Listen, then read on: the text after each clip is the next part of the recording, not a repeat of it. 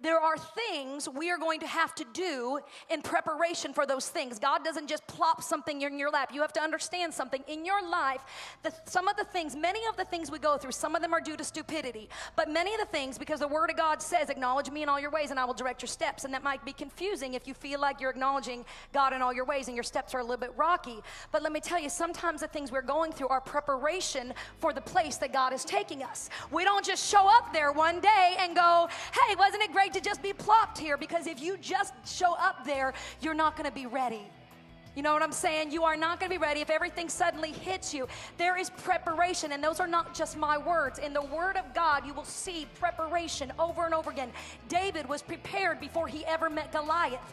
David killed the bear before he ever met Goliath. David had to have preparation. Before he ever was the king, he stood in the king's courts, and he served the king as a servant. There is preparation in your purpose, and there is purpose in your preparation.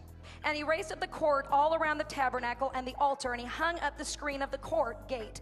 So Moses finished the work. Then, if you have a Bible, I want you to circle then. Everybody say with me, then. Then the cloud covered the tabernacle of meeting, and the glory of the Lord filled the tabernacle. Now, I want to say something. Many of us like to just sit right there.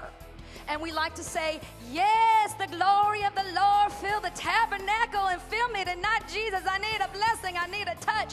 But what you don't recognize is chapters 33 through 40 are all about preparation, intricate details, such minute details you would think, why does it matter? God was specific about the linen, about the cloth, about the fabrics, about the rings, about the ties, about the kind of material that was used for building.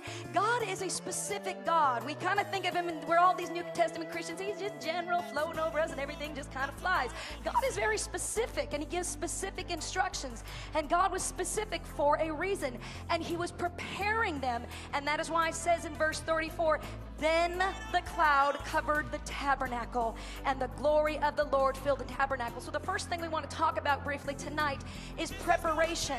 Preparation. Preparation brings the presence. Can you all say that with me? Preparation brings the presence.